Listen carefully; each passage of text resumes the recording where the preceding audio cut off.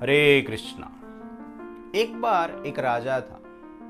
उनका एक मंत्री था जो कि भगवान कृष्ण के अनन्य भक्त थे। भगवान और आत्मा के ऊपर विश्वास करते थे। राजा नास्तिक था और मंत्री आस्तिक था। राजा ने एक दिन मंत्री को पूछा, तुम भगवान के ऊपर विश्वास करता है, आत्मा के ऊपर विश्वास करता है, कल मुझे आत्मा को दिखाना।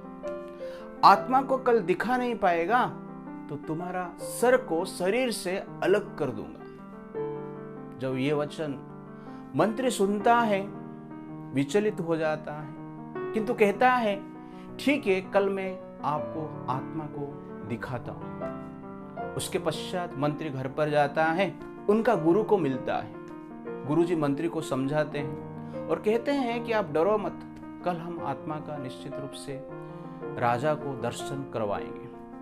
नेक्स्ट डे मंत्री और गुरुजी मिलकर राजा के दरबार में आते हैं। राजा सिंहासन के ऊपर बैठा हुआ रहता है। मंत्री ने राजा को कहा, महाराज, आत्मा का दर्शन आप करना चाहते हैं, मेरे साथ मेरे गुरुजी है, वो आपको आत्मा को दिखाएंगे। राजा ने पूछा, महाराज, आत्मा को मुझे दिखाइए। गुरुजी ने कहा, आत्मा को देखना है तो आपको सिंहासन से नीचे उतरना होगा। तो राजा ने सिंहासन से नीचे उतर गया। गुरुजी सिंहासन के ऊपर बैठ गए और कहे कि महाराज, आप आत्मा का दर्शन करना चाहते हैं तो उससे पहले आपको एक बकेट दूध लेके आना होगा। तो राजा ने तुरंत ही आदेश दिया। राजा के आदेश के अनुसार तुरंत ही एक बकेट दूध लाया गया।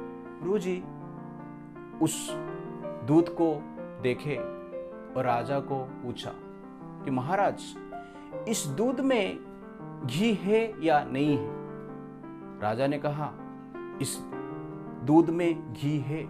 गुरुजी ने पूछा, दूध में घी है तो आप दिखाइए।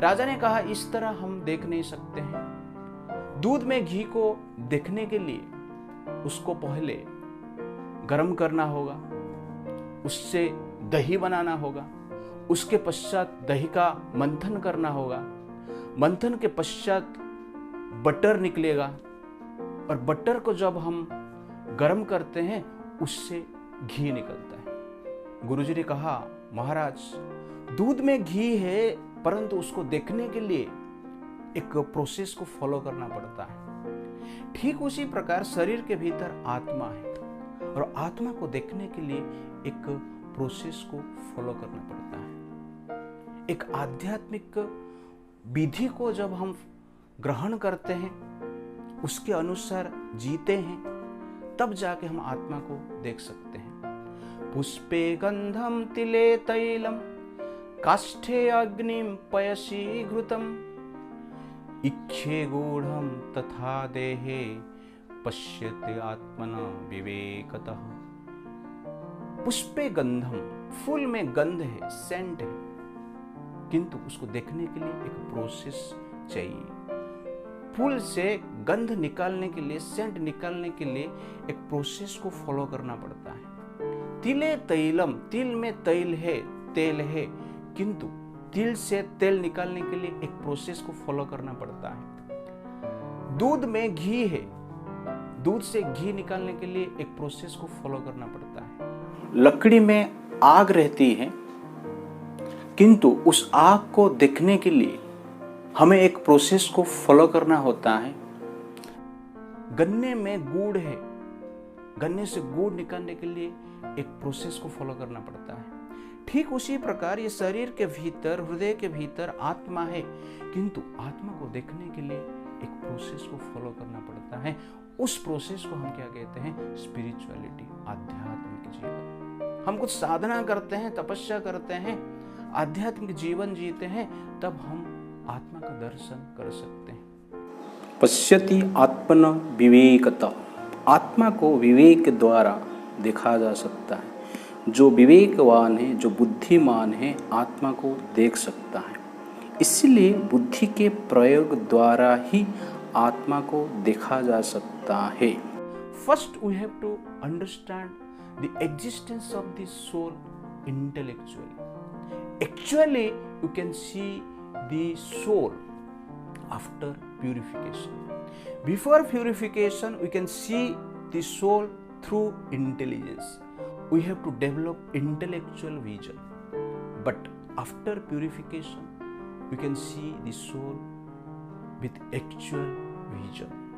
And the process through which we can see the soul, that is called spirituality. Spirituality gives the ability to see the soul. इसलिए हमें हरे कृष्ण महामंत्र का नित्य निरंतर जप करना चाहिए, शास्त्र का नियम के अनुसार जीना चाहिए, जिसके द्वारा हमारा हृदय का कल्मश नष्ट होगा और उसके पश्चात हम आत्मा का दर्शन कर सकते हैं। जिस प्रकार सोना जब गंदे पानी में गिर जाता है तो सोना उस पानी में दिखता नहीं है। उस पानी में सोना है, किंतु उस स्वर्ण को देखने के लिए पानी का निर्मल होना आवश्यकता है। गंदे पानी में जिस प्रकार हम स्वर्ण को देख नहीं सकते हैं, ठीक उसी प्रकार गंदे मन से, मलिन मन से हम आत्मा को देख नहीं सकते हैं, हम स्वयं को देख नहीं सकते हैं। जब पानी को निर्मल किया जाता है, सोना को हम देख सकते हैं। ठीक उसी प्रकार जब हम हृदय को निर्मल करते हैं, आत्मा को हम देख सकते हैं। हरे कृष्ण।